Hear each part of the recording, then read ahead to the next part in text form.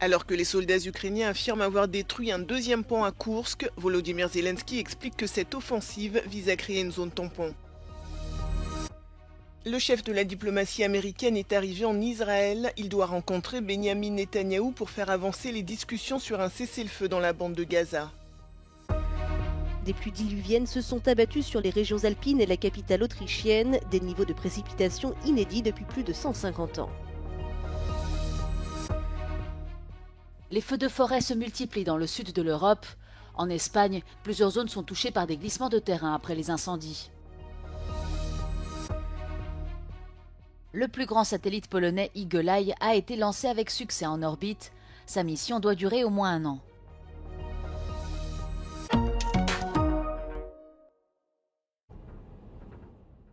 Ce véhicule de l'armée ukrainienne circule librement sur cette route menant à Soudja.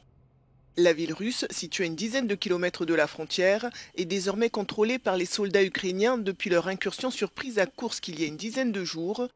Alors que cette offensive interroge, Volodymyr Zelensky s'explique. L'objectif est de créer une zone tampon pour empêcher les attaques de l'armée russe.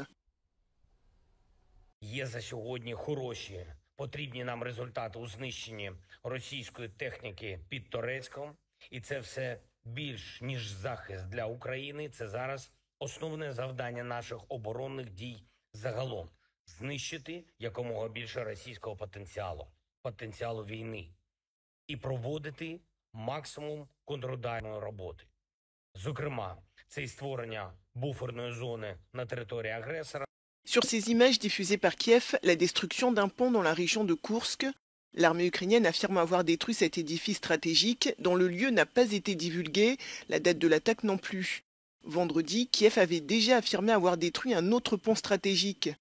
Alors que Moscou organise sa riposte, pour les Ukrainiens, le défi est désormais de conserver ces gains de territoire russe. Cette incursion a plongé les habitants de la région de Koursk dans le désarroi. De nouvelles évacuations ont eu lieu, comme ici dans la ville de Tambov, qui a accueilli une centaine de personnes. Selon le ministère russe des situations d'urgence, elles seront relogées dans des centres d'hébergement temporaires et pourront bénéficier d'une assistance médicale et psychologique. Au total, depuis le début de l'incursion de l'armée ukrainienne le 6 août, plus de 120 000 personnes ont été évacuées de la région de Koursk.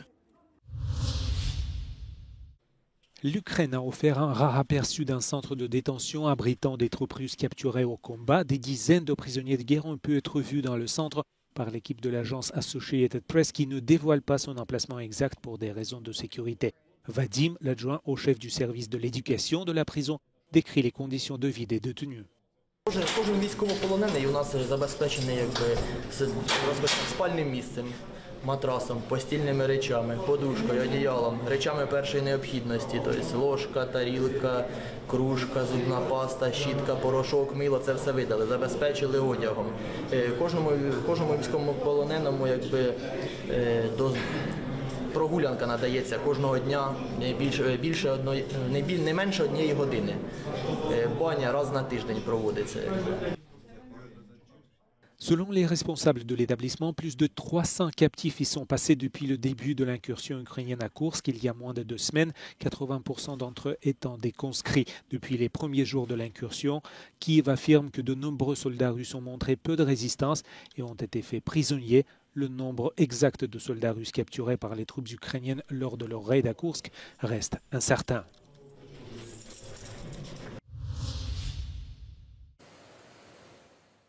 Antony Blinken est arrivé à Tel Aviv dimanche avec un objectif, faire avancer les pourparlers pour un cessez-le-feu dans la bande de Gaza. Car après 2 jours de négociations à Doha au Qatar, les discussions entre Israël et le Hamas n'ont pas abouti à un accord. Avant de se rendre en Égypte, le chef de la diplomatie américaine va rencontrer Benyamin Netanyahou ce lundi. Le Premier ministre israélien a de son côté appelé à faire pression sur le Hamas. אני מבקש שוב להדגיש שהחמאס עד לרגע זה דבק בסרבנותו, הוא אפילו לא שלח נציג לשיחות בדוחה. ולכן את הלחץ צריך להפנות לחמאס ולסינואר ולא לממשלת ישראל. Face à la crainte d'une attaque imminente de l'Iran ou du Hezbollah, Benyamin Netanyahou a assuré que son pays était prêt. ישראל ערוכה לכל איום, הן בהגנה והן בהתקפה. אנחנו נחושים להגן על עצמנו. אנחנו גם נחושים לגבות מחיר כבד מאוד מכל אויב שיעז לתקוף אותנו, מכל זירה שהיא. Dans le nord d'Israël, la ville d'Haïfa se prépare à d'éventuels bombardements du Hezbollah. Après la mort de son chef militaire, tué dans une frappe israélienne à Beyrouth il y a quelques jours, le Hezbollah a promis une riposte sévère. L'armée israélienne se dit prête. Israel is not in the best neighborhood. We have been preparing for an attack and we are ready for anything. There are diplomatic attempts to de-escalate the situation, but we are ready for everything and anything on any front. Mais les tensions ne se concentrent pas seulement dans le nord du pays. Dimanche à Tel Aviv, l'explosion d'une bombe a fait un mort et un blessé selon la police israélienne. Dans la bande de Gaza, Tzahal poursuit son opération militaire qui, après 10 mois de guerre, a fait, selon le Hamas, plus de 40 000 morts.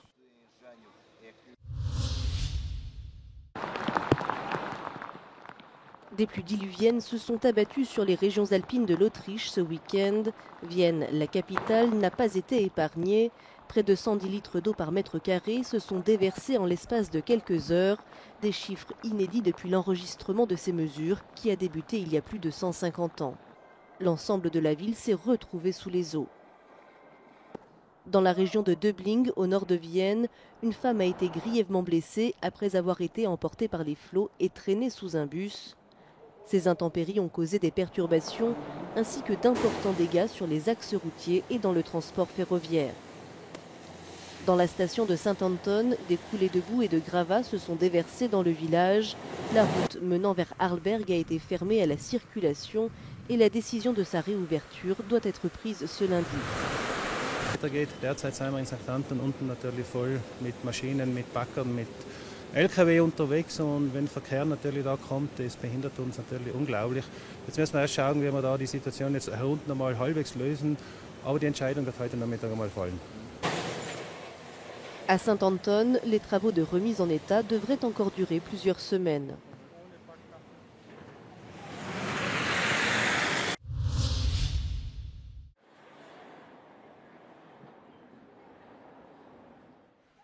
Un paysage dévasté par les flammes et une épaisse fumée qui monte vers le ciel. Dans le sud de l'Europe, les incendies se multiplient, en particulier en Espagne et au Portugal. Un incendie qui fait rage depuis 3 jours consécutifs se poursuit sur l'île de Madère avec 3 fronts actifs selon la protection civile de Madère. À Serra de Água, plusieurs zones sont touchées par des glissements de terrain. Lisbonne a envoyé une force spéciale de 80 pompiers. Des centaines de personnes ont été évacuées par précaution. Dans la ville de Trabassos, au nord-ouest de l'Espagne, un incendie de forêt près de la frontière a provoqué des évacuations et la fermeture d'une route nationale. Selon le maire du village, il pourrait s'agir d'un incendie criminel en raison des circonstances et de l'heure de la journée.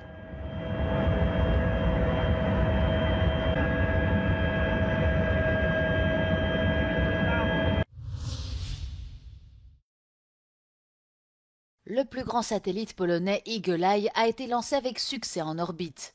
Ce lancement historique porte la science et la technologie spatiale polonaise à leur apogée. Tomasz Bartczynski travaille au centre de recherche spatiale de l'Académie polonaise des sciences et il parle fièrement du satellite de conception polonaise. To jest polska technologia, na pewno. Jest to zaprojektowane w Polsce od zera, od kartki papieru, natomiast nie wszystkie komponenty są dostępne na polskim rynku. Na przykład Polska nie wytwarza niestety mikroprocesorów. Cette mission facilitée par SpaceX est partie de la base spatiale de Vandenberg en Californie. Le projet qui a débuté en avril 2020 fournira aux chercheurs des images haute résolution de la Terre. Le centre de contrôle de la mission est situé à Varsovie et selon les plans, la mission durera au moins 1 an sur l'orbite terrestre basse.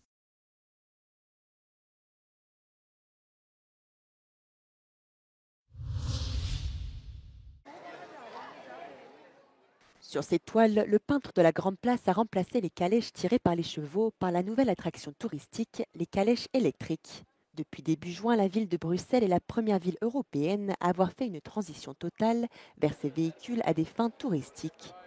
Il y avait toute une série de facteurs qui ont fait que j'ai pris cette décision d'arrêter. Il y avait des questions d'ordre logistique, d'ordre de ressources humaines. C'était de plus en plus difficile à trouver des cochers. Et puis l'éthique change, et ça il faut l'entendre. La relation avec l'animal aujourd'hui est différente. Et c'est moins accepté d'avoir une activité commerciale avec des animaux. Depuis quelques années, les critiques contre les calèches tirées par les chevaux se multiplient.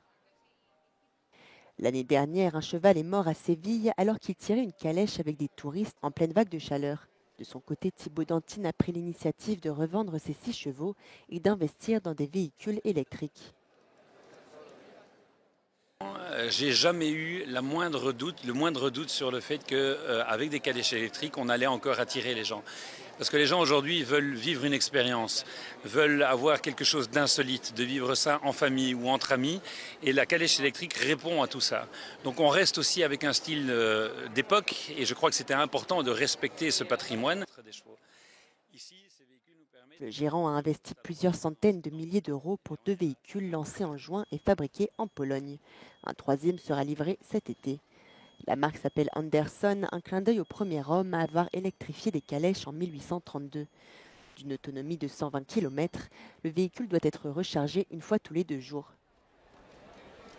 Les chevaux faisaient énormément de bruit et aussi d'odeur dans la ville. With the horse, it's another world. It's old mood.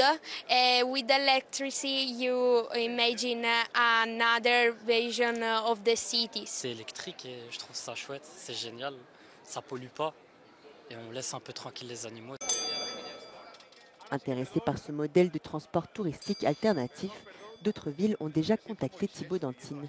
Sur la Grande Place, le mercure affiche plus de 30 degrés. Par le passé, les chevaux seraient restés à l'écurie. Aujourd'hui, les touristes peuvent embarquer pour un tour à la découverte de Bruxelles sans se soucier de la chaleur.